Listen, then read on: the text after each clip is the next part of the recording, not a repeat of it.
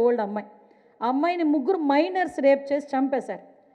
ఆ అమ్మాయిని ముగ్గురు మైనర్స్ రేప్ చేసి చంపితే ఏంటి వాళ్ళ బ్యాక్గ్రౌండ్ ఏంటి అని ఒకసారి చెక్ చేస్తే డిపార్ట్మెంట్ వాళ్ళు చెప్పింది వింటే నాకే ఒక నిమిషం ఒక అమ్మగా ముందు నేను హోమ్ మినిస్టర్, ఎమ్మెల్యే అవన్నీ తర్వాత ముందు ఆడపిల్లని తర్వాత అమ్మని అమ్మగా ఒక్క నిమిషం నాకు భయం వేసింది. అంటే వీళ్ళు ఈ పోర్న్ వీడియోస్ అవి చూసి వాటికి అట్రాక్ట్ అయ్యి దాన్ని వాటిని తీసుకొచ్చి లైవ్లో వాళ్ళ లైఫ్ స్టైల్లో ఇంప్లిమెంట్ చేయటం. సో ఇలాంటి సిచ్యువేషన్లో జరిగిన సంఘటనలు, చంటి పిల్లల మీద అబ్యూజింగ్స్ ఇవన్నీ చూస్తూ ఉంటే ఒక్కసారిగా నేను ఆ రోజు గౌరవ ముఖ్యమంత్రి గారితో కూడా మాట్లాడిన తర్వాత ఒక అవేర్నెస్ ప్రోగ్రామ్ అనేది కండక్ట్ చేయాలి. ఈరోజు నాకు ఇక్కడికి వచ్చిన తర్వాత డాక్టర్స్ అసోసియేషన్ వాళ్ళు, గైనకాలజీ అసోసియేషన్ కానీ, డెంటల్ అసోసియేషన్ వాళ్ళు కానీ, అదేవిధంగా మనకి జూనియర్ డాక్టర్ అసోసియేషన్ వాళ్ళు కానీ, మిగతా మళ్ళీ ఆర్గనైజేషన్స్ వాళ్ళు కానీ వీళ్ళందరూ నేను అడక్క ముందే ముందుకొచ్చి మీరు ఏ అవేర్నెస్ ప్రోగ్రామ్ పెట్టినా కూడా మేమందరం కూడా పార్టిసిపేట్ చేస్తామండి, ఇందులో మమ్మల్ని కూడా భాగస్వాములు చేయండి అని చెప్పినందుకు ప్రత్యేకంగా మీ అందరికీ కూడా నేను ధన్యవాదాలు తెలియజేసుకుంటున్నానమ్మా. ఎందుకంటే ఇది మన సోషల్ రెస్పాన్సిబిలిటీ. ఈరోజు ఎవరి గురించో ఒక పేపర్లో పడ్డానికో టీవీలో మాట్లాడుకోవడానికో కాదు, రేపు పొద్దున మన భవిష్యత్తు, మన పిల్లల భవిష్యత్తు, మన నెక్స్ట్ జనరేషన్ ఏ రకంగా తయారవకపోతుంది అని చెప్పడానికి ఈరోజు మన చేతుల్లో ఉంది. కాబట్టి గవర్నమెంట్ ఈరోజు ఆ ఇంప్లిమెంటేషన్స్ తీసుకోవడానికి, ఈ గాంజా మీద అదేవిధంగా డ్రగ్స్ మీద అవేర్నెస్ క్రియేట్ చేయడానికి, అట్ ద సేమ్ టైం ఈ బ్యాడ్ టచ్ గుడ్ టచ్ మీద కూడా అవేర్నెస్ క్రియేట్ చేయడానికి, ఇలాంటి వాటన్నిటికీ కూడా ఒక అవేర్నెస్ ప్రోగ్రామ్ కండక్ట్ చేయడానికి సిద్ధపడుతున్నాం. దానికి కూడా ఈ ఆర్గనైజేషన్స్ వాళ్ళందరి support, at the same time doctor support కూడా మేము అడుగుతున్నాం. నిన్న నేను ఒకసారి విశాఖపట్నంలో జూడోస్ అందరూ మొత్తం డాక్టర్స్ అందరూ ధర్నా చేస్తుంటే నేను అక్కడికి వెళ్ళిన తర్వాత వీడియోస్ చూస్తూ ఉంటే నాకు భయం వేసి మా అబ్బాయిని ముట్టుకోవడానికి కూడా భయపడ్డానని ఒక తల్లి నా దగ్గరకు వచ్చి చెప్పిందంటే సిచ్యువేషన్ ఎంత దూరంగా వెళ్తుందో మనం ఒక్కసారి ఆలోచన చేసుకోవాలి. ఎందుకంటే ఈరోజు మీరందరూ కూడా బయటకు వచ్చిన తర్వాత వాట్ ఎవర్ ఇట్ బయటకు వచ్చిన తర్వాత ఎక్కడో ఏదో జరిగితే ఈరోజు ఇక్కడ మాట్లాడుతున్నారేంటి అని 2-3 చెవిలో పడింది నాకు. ఎక్కడో ఏదో జరిగిన తర్వాత ఇక్కడికి వచ్చి ఉద్యమం చేయటం కాదు, అక్కడ జరిగిన సంఘటన మాకు జరగకుండా కాపాడండి అని చెప్పి ఈరోజు ఇంతమంది ఈరోజు ముందుకు రావటం అన్నది అది ఈరోజు ఉన్న మనకి ఆ ఇంటెన్షన్ అనేది మనం అర్థం చేసుకోవాలి. ఎందుకంటే మొన్న రీసెంట్గా నేను హోమ్ మినిస్టర్గా తీసుకున్న తర్వాత అరౌండ్ 2 months అయింది. మీ అందరికీ తెలుసు, ఇంతకుముందు ఒక మహిళా అధ్యక్షురాలుగా నేను తెలుగుదేశం పార్టీ తరపున మహిళా అధ్యక్షురాలుగా పనిచేశాను. మహిళా అధ్యక్షురాలుగా నేను ఉండేటప్పుడు ఇదే కీర్తమ్మతోని ఎన్నో రౌండ్ టేబుల్ కాన్ఫరెన్సెస్ చాలామంది ఉమెన్ ఆర్గనైజేషన్స్ వాళ్ళతో, అదేవిధంగా చాలా లాయర్స్తోని, డాక్టర్స్తోని చాలా ఇంటరాక్ట్ అయిన సందర్భాలను కూడా నేను గుర్తు చేసుకుంటాను. ఎందుకంటే ఆ రోజు మేము అనుభవించిన బాధ కానీ, మేము పోరాడిన పోరాటం కానీ, ఈరోజు దేవుడి దయ వల్ల మాకు ఆ పవర్ మాకు చేతులకు వచ్చినప్పుడు మేము ఎంత మేరకు వాళ్ళకి న్యాయం చేయాలి అన్న కాన్సెప్ట్ మీద డెఫినెట్గా మేమందరం కూడా స్టాండ్ అయి ఉండాలి. ఎస్పెషల్లీ ఆ ఒక్క కాజ్ గురించే ఒక హోమ్ మినిస్టర్ హోదాలో మీరు ఇక్కడికి వెళ్తారా అని 2-3 అడిగినా కూడా నేను వెళ్ళి తీరాలి, వాళ్ళకి ఒక భరోసా ఇవ్వాలి అని ఒకే ఒక కారణంతో నేను ఇక్కడికి రావడం జరిగింది. ఎందుకంటే గవర్నమెంట్లో ప్రతిపక్షంలో ఉండేటప్పుడు మనం ఎన్ని మాట్లాడుకున్నా ఎలా ఉన్నా గవర్నమెంట్లోకి వచ్చేసరికి మా మాట ప్రతిదీ కూడా మీ అందరికీ ఆన్సరబుల్ అవుతుంది.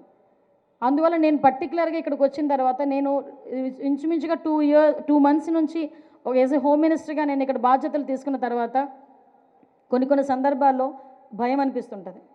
కొన్ని సందర్భాల్లో కొంతమంది నా దగ్గరికి వస్తుంటారు.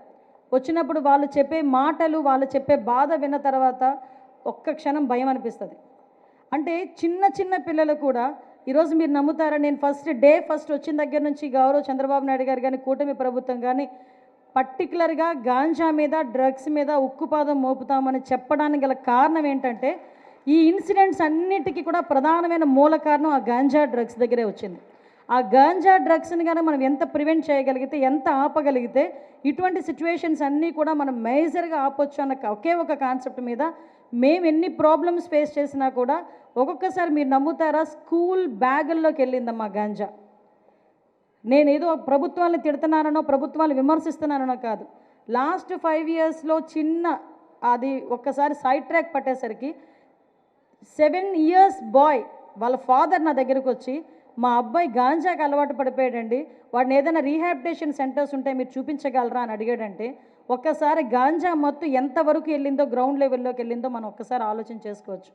దీనికి పర్టికులర్గా నేను ముఖ్యమంత్రి గారితోని అందరితోని మాట్లాడిన తర్వాత ఇమీడియట్గా దానికి నార్కోటిక్ టాస్క్ ఫోర్స్ అని చెప్పి ఒకటి క్యాబినెట్ సబ్ కమిటీని కూడా వేసి అందులో లోకేష్ బాబు గారు women and child welfare, at the same time మనకి హెల్త్ డిపార్ట్మెంట్, ఎక్సైజ్ డిపార్ట్మెంట్ అందరం కలిపి ఈరోజు నార్కోటిక్ టాస్క్ ఫోర్స్ అనే సబ్ కమిటీని ఏర్పాటు చేసుకొని నార్కోటిక్ టాస్క్ ఫోర్స్ కూడా ఏర్పాటు చేసుకొని దానికి ప్రత్యేకంగా ఈరోజు ఒక కమిటీ సుమారుగా దానికి ప్రత్యేకంగా బడ్జెట్ కూడా కేటాయించుకొని ఒక ఐజీ లెవెల్ ఆఫీసర్ని కూడా దానికి అపాయింట్ చేసి గాంజా మీద ఉక్కుపాదం మోపడానికి గవర్నమెంట్ ఈరోజు సిద్ధపడింది. ఒక టోల్ ఫ్రీ నెంబర్ కూడా ఇచ్చి, లేదు మనందరం కూడా కలిసికట్టుగా వస్తున్నామా అన్నది పక్కన పెడితే ఈరోజు అందరూ కూడా ఒక ప్లాట్ఫామ్ మీదకి వచ్చి స్త్రీ భద్రత మన బాధ్యత అనే ఒకే ఒక నినాదంతో ఈరోజు మీ ఇక్కడికి వచ్చిన ప్రతి ఒక్కరికి కూడా, నా అక్క చెల్లెలకి, అన్నదమ్ములకి, ముఖ్యంగా ప్రతి ప్రొఫెషన్లోనే ఇప్పుడు డాక్టర్స్ కానీ మిగతా ప్రొఫెషన్లో ఉన్న వాళ్ళందరికీ కూడా, అదేవిధంగా ఇక్కడికి ఈ కార్యక్రమానికి మేము సైతం ముందుకొచ్చి మా తరపున కూడా మేము న్యాయం కోసం పోరాడతామని ఇక్కడికి వచ్చిన మిగతా అందరికీ కూడా, అంటే ఇప్పుడు ఇలాంటి ప్రోగ్రామ్స్ అనేసరికి చాలా సందర్భాల్లో ఆడవాళ్ళే ముందుకు వస్తారు, కానీ మగవాళ్ళు ముందుకు వచ్చే పరిస్థితి కనిపించదు.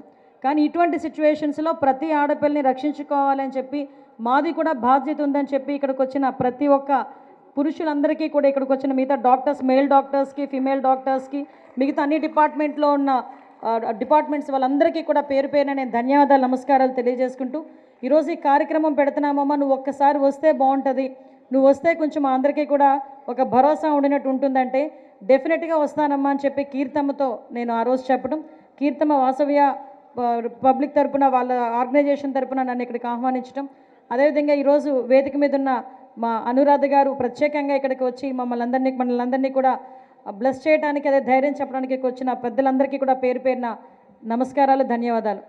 స్వతంత్రం వచ్చి 78 సంవత్సరాలు.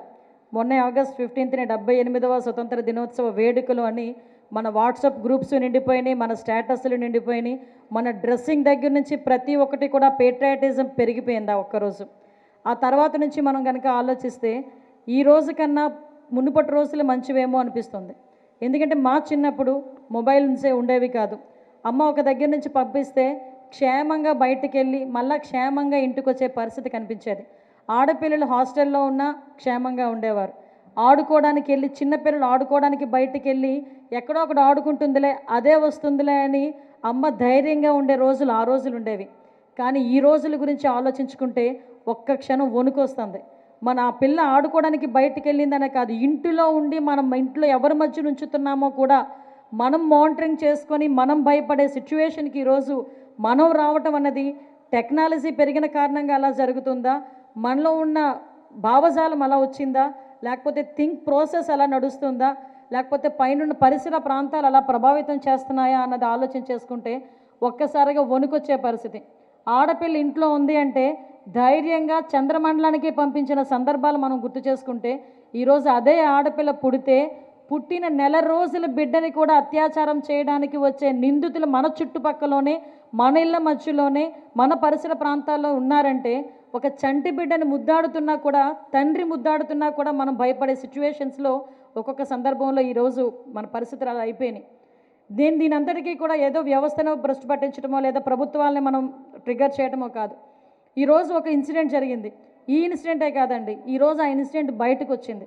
ఈరోజు ఎవరైతే డాక్టర్స్ అందరూ కూడా ఈరోజు కలకత్తాలో జరిగిన ఇన్సిడెంట్ని ఎంత సీరియస్గా తీసుకున్నాం.